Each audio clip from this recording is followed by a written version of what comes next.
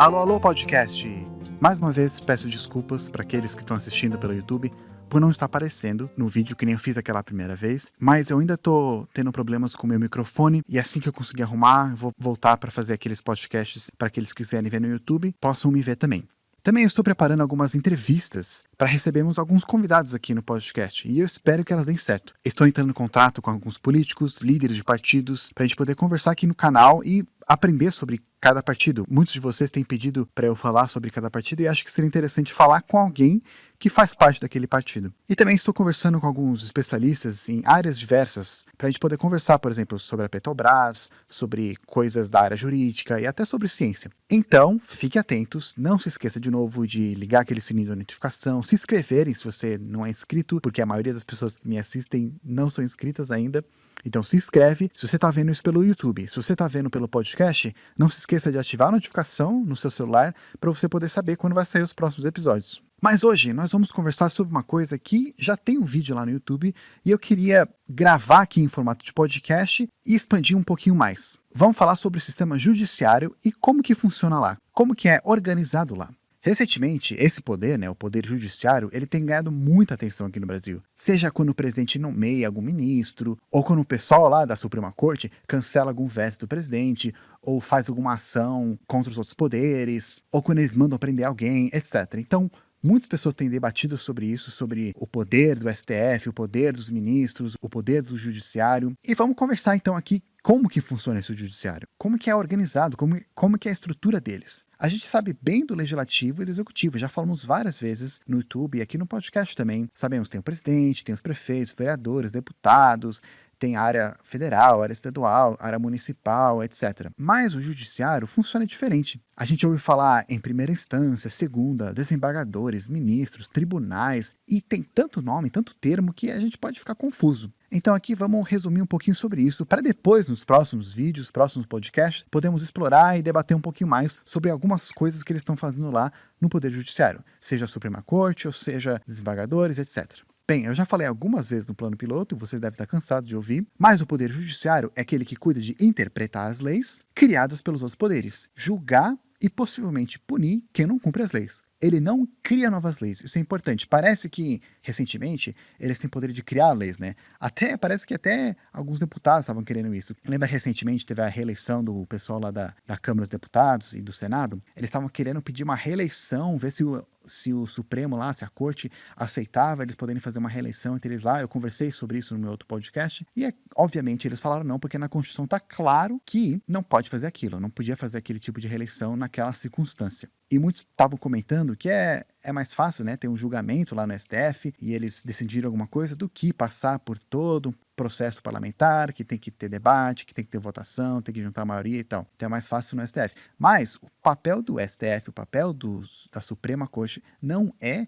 de fazer novas leis, não é de mudar a lei. Se a lei está ruim, quem tem que mudar é o legislativo. Se tem uma lei faltando, quem tem que fazer uma nova lei é o legislativo. O executivo também pode iniciar uma lei. O judiciário somente vai interpretar as que estão lá. E uma coisa interessante, eu estava conversando com uma advogada amiga minha, ela me falou que o papel do advogado, o papel da pessoa que trabalha com direito, vai muito de interpretação. Se eles fossem ao pé da letra, eles fariam letras e não direito. Então, interpretações vai e vem, dependendo do caso, dependendo do juiz, dependendo do desembargador, do ministro, pode mudar a interpretação. Tanto que tem alguns países, como por exemplo o Reino Unido, que eles não têm uma constituição escrita, formal, que nem a gente tem aqui no Brasil, que nem tem nos Estados Unidos, em muitos países com sistema presidencialista, mas as leis lá funcionam de acordo com o histórico de casos que foi passado na corte. Então, decisões que juízes no passado tiveram, aquilo vale como lei, mais ou menos. É interessante, um dia eu vou explorar um pouquinho mais sobre isso, como funciona essa parte lá no Reino Unido, especificamente. E em alguns países que também tem esse caso parecido. Voltando aqui no Brasil, sempre que você for processar alguém, seja por algum crime que ela fez grave, ou algum comentário racista, ou qualquer coisa que você acha que é injusto e você quer processar a pessoa, é o judiciário que vai cuidar disso. Dependendo do julgamento, se a pessoa for considerada culpada, ela vai ter que pagar uma multa ou até servir tempo na cadeia. Então esse poder, ele cuida de milhares e milhares de processos, seja dos mais simples aos mais graves. Mas por trás de tudo isso, existe muito mais do que cortes com advogados falando coisas inteligentes e juízes passando a sentença e batendo aquele martelinho. Tem toda uma organização por trás para facilitar o trabalho deles, mesmo que talvez demore milhões de anos. Então, resumidamente, é assim: todos os processos, julgamentos, juízes podem ser divididos em duas áreas principais: a justiça comum e a justiça especial. A justiça especial, ela cuida de casos especiais, como a justiça de trabalho, eleitoral e militar. Então, qualquer coisa que está tendo problema nas eleições, entre os militares ou qualquer processo trabalhista, é essa justiça especial que vai cuidar. Todos os outros casos que não se encaixam em uma dessas três áreas vão para a justiça comum. E hoje, mais uma vez, vamos focar na justiça comum, porque é a mais comum, é o que a gente mais ouve por aí, principalmente na TV, a não ser em épocas de eleição. E na justiça comum, ela também é dividida em duas partes: a justiça federal e a estadual. Na justiça federal, como vocês devem imaginar, eles cuidam de casos que envolvem a União, o governo federal. Já todos os outros casos, eles são passados para a justiça estadual. E a estrutura dessas justiças é o que pode complicar um pouquinho mais e que confunde algumas pessoas. Então eu vou dar aquele mesmo exemplo que eu dei no vídeo para a gente poder entender melhor. Imagina que você, na escola ou na faculdade, sei lá, tem sua caneta favorita e aí vai lá um cara, rouba sua caneta, um colega seu. Aí você vai lá e fala para ele: nossa, você roubou minha caneta, como assim? Me devolve a minha. Só que ele fala que é dele e aí vocês brigam e ninguém chega em lugar nenhum. Você não vai lá agredir ele, né? Então o que você deixa de fazer? Fala com alguém que tem mais autoridade que você e que ele: a sua professora. A professora vai, estuda o caso, pensa um pouco, e aí no final ela fala que não foi roubo. Então a caneta fica com o seu amigo. E aí você, obviamente, não está satisfeito, porque você sabe que a caneta é tua. Então o que você faz? Procura alguém que tem mais autoridade que a professora, o orientador. Chegando lá no orientador, ele também vê o caso, vê o que a professora falou, e aí ele também concorda com a professora e fala que a caneta é de ninguém. E aí pronto, você já acha que a professora, o orientador e o aluno estão conspirando contra você, porque não é possível. A justiça não foi feita ainda. E aí o que você decide fazer? Apelar para alguém que tem a maior autoridade na escola, a diretora. E a diretora, ela vai lá e vê se a professora e se o orientador fizeram as coisas certas, se o julgamento deles foi feito tudo correto. Se ela vê que não foi correto, então vai anular aquelas decisões dele e aí a caneta vai ser sua. É normal a gente encontrar essa escadinha de autoridades em várias organizações. No judiciário não é diferente, só que lá eles chamam de instâncias. Então, resumindo, uma instância é o nível do tribunal em que o conflito ele é resolvido. Alguns problemas eles vão para a primeira instância, outros eles vão para a segunda e outros eles vão para a terceira. Eu falo terceira entre aspas porque não é correto chamar de terceira instância, eles não chamam desse termo, porque não é um julgamento de terceira instância, mas já já a gente vai falar sobre isso. As pessoas julgadas por uma instância, caso elas não concordem com a decisão do juiz, então elas podem pedir por uma instância maior, ou seja, elas vão pedir um recurso para que uma outra instância julgue o caso dela. As coisas são assim, principalmente para garantir que nenhuma decisão foi feita incorreta ou injusta contra a pessoa sendo acusada. Se não tivesse essa estrutura, aí o juiz ele teria muito mais poder do que ele já tem hoje. Porque imagina só, se não tivesse essa estrutura, o juiz ele podia lá falar, tomar a decisão dele e não teria ninguém para contrariar ele, ninguém para falar contra, porque ele já é a voz maior por lá. Teria que talvez mudar a lei, e para mudar a lei aí tem que ir lá no Congresso, tem que mudar, tem que debater e fazer toda aquela complicação. Então, o juiz ele tem muito poder. E essa divisão de instâncias ajuda para garantir que um não tem mais poder que o outro e também que, caso um seja corrupto ou caso um julgue alguma coisa de forma errada ou seja enganado, ou qualquer coisa que ele fez de errado, tem outras autoridades maiores que vão poder ver se está tudo sendo feito corretamente. É importante a gente perceber isso, que o juiz é uma das maiores autoridades que tem por aí. O que ele falou está falado. E também existem vários tipos de recursos que a pessoa pode ter para recorrer contra a decisão do juiz ou contra o processo e tentar, talvez, cancelar a pena ou pelo menos amenizar ela. Olhando ainda para a justiça comum, vamos focar na justiça estadual e conhecer as suas instâncias. Em primeiro grau, ou na primeira instância, a gente tem aquele cara que julga que chamamos de juiz. Esse juiz ele trabalha num lugar que chamamos de vara, e a decisão que ele toma é chamada de sentença. E uma pessoa não satisfeita com a sentença do juiz, ela pode pedir um recurso, ou seja, apelar por um tribunal maior, para julgarem o caso dela e a decisão tomada pelo juiz. Nessa segunda instância, no segundo grau, aí as coisas mudam um pouco. O processo, um lugar onde eles fazem o julgamento, se chama de Tribunal de Justiça, ou TJ, onde 3 juízes, que agora são chamados de desembargadores, por algum motivo, eles fazem o julgamento. E a decisão que eles tomarem é chamada de acórdão, porque é basicamente um acordo entre os 3, um consenso entre os 3, ou pelo menos a maioria, que é 2 deles. E no vídeo sobre esse assunto, eu não falei muito sobre essa instância, como que acontece lá. Quando um caso, um processo ele chega nessa segunda instância, aí aleatoriamente um dos 3 desembargadores recebe o caso e aí ele vai analisar bem profundamente e tomar uma decisão, falando esse cara é culpado ou ele não é.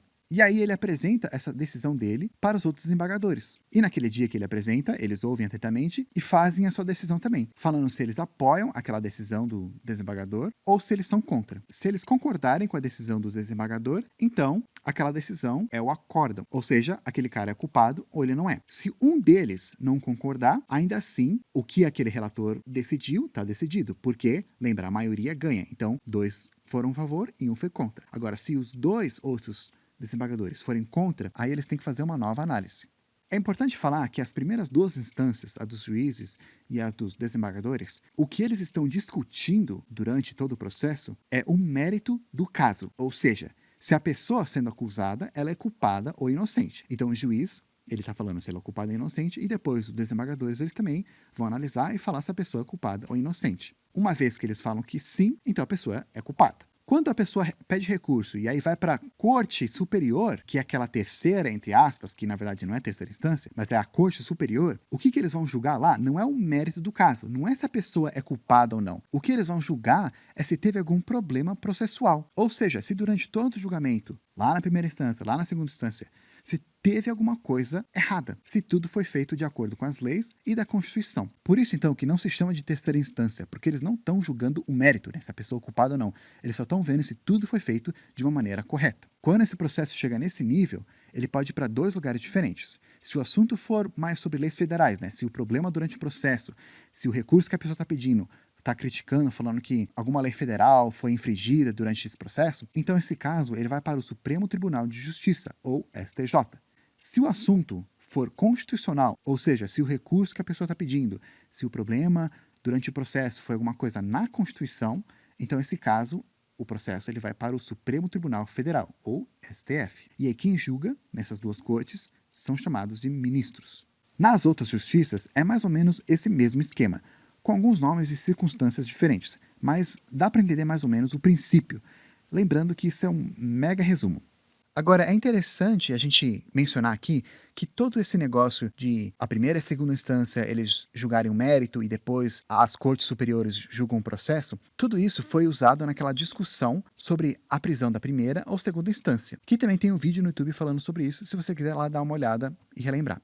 Então, como é que é o caso? Como as primeiras 2 instâncias elas estão julgando o mérito, se a pessoa é culpada ou não, então, no final do processo, né, depois que a pessoa foi considerada culpada na primeira e na segunda instância, teoricamente, ela é culpada. Porque aí depois, no Tribunal Superior, eles não vão ver se a pessoa é culpada ou não, eles vão ver se todo o processo foi feito certo. Então, muitos argumentam que, como as 2 primeiras instâncias estão vendo o mérito, se o mérito foi de que a pessoa é culpada, então ela tem que ser presa, porque ela é culpada até que prove que todo o julgamento foi feito incorreto. Antes se pensava, né, como a Corte Superior ela só vai julgar o processo e não o mérito, então até que se diga que não houve nenhum problema no processo, o réu é condenado, porque as primeiras 2 instâncias são as que decidem isso, elas que falam se ele é culpado ou não, elas já tomaram a decisão. Então, como ele é condenado, ele deveria ser preso. Já outras pessoas argumentam que não deveria ser preso. Por quê? Porque lá na Constituição diz claramente que uma pessoa ela é somente considerada culpada depois que todo o processo terminou e não tiver mais nenhum recurso. Então, mesmo que 2 cortes decidiram que a pessoa ela é culpada, o processo ainda não acabou. Então, de acordo com a Constituição, não pode se considerar a pessoa culpada. Porque as cortes superiores elas vão ver se tudo foi feito correto ainda. Porque imagina, se não foi feito incorreto, se houve alguma injustiça e a pessoa é presa, então ela foi presa injustamente. Talvez para algumas pessoas é muito fácil pensar, né? Não, tem que prender depois da segunda instância. Porque talvez alguém que elas não gostem está solto por aí e elas querem que essa pessoa esteja presa. Mas, gente, uma coisa quando a gente pensa em política, quando a gente pensa em defender alguma posição, a gente tem que ser coerente nessa posição em todas as circunstâncias. Então, se um dia as coisas virem de lado, o jogo vire de lado para você, e você, ou alguém que você apoie, alguém que você goste, algum querido seu, está sendo julgado, foi condenado injustamente e ele é preso, aí sim que você vai achar ruim e vai querer que a pessoa não seja presa porque fala, não, ela não é considerada culpada ainda, como diz a Constituição, porque é alguém que você está defendendo.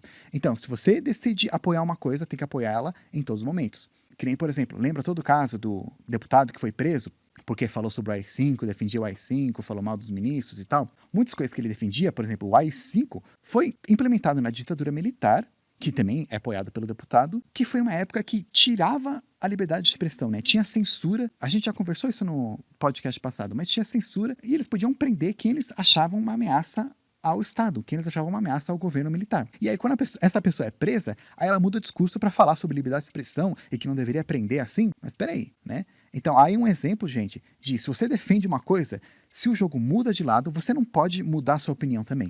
Então, antigamente, os ministros lá na Corte Superiores, eles achavam que devia prender depois da segunda instância, né, porque é considerado culpado. Mas depois eles fizeram uma nova reinterpretação, falando que não, tem que ser preso só depois de todo o processo acabar. Por isso que muita gente que foi considerada culpada na primeira e segunda instância acabou sendo solta, porque tem todo o processo. E aí uma das críticas contra essa decisão do STF, contra a decisão da Suprema Corte, é que os processos no Brasil, especialmente, eles demoram meses ou até anos para terminar. Então, durante todo esse tempo, a pessoa que talvez realmente merece ser presa porque ela é um bandido, ela é um criminoso, ela tá lá solta, aproveitando a vida. E contanto que ela continue tendo dinheiro para poder gastar com advogado e fazer um novo recurso, fazer um novo recurso, ela vai continuar solta. E uma vez solto, por muito tempo, a pessoa talvez vai conseguir esconder ou até destruir provas que incriminam ela, ou quem sabe até fugir do país. Então muitas pessoas falam que não deveria, que deveria prender as pessoas, pelo menos na segunda instância, para evitar que a pessoa consiga, né, se safar ou que a justiça beneficie as pessoas mesmo criminosas. Mas ao mesmo tempo, se não tivesse todos esses recursos, talvez o judiciário teria mais poder do que ele já tem hoje em dia. O problema é que talvez as leis, a Constituição seja muito bonita, mas as pessoas trabalhando nela, as pessoas que cuidam disso, são imperfeitas. Então, talvez agora seja uma pessoa boa lá, honesta, julgando, mas quem sabe um dia no futuro não seja uma pessoa. Então, será que é bom colocar alguns instrumentos, algumas ferramentas para prevenir que possivelmente uma pessoa corrupta aproveite do sistema? E no final das contas, parece que, mesmo com juiz e desembargadores, quem tem mesmo a voz final de tudo são as Supremas Cortes. Se o juiz já tem muito poder, desembargadores mais ainda, então as Supremas Cortes, muito mais. Para mudar algumas coisas que eles falarem, tem que ter um novo processo ou alterar alguma coisa na lei, que, como já falamos, demora muito. Então muitos criticam, falando que eles não deveriam ter tanto poder. Ou deveriam. Será que está desbalanceado os três poderes ou não? Aí isso já é um assunto para um outro momento. Então, de novo, clique no sininho, põe a notificação no plano piloto, não perca os próximos episódios ou vídeos e nos vemos na próxima.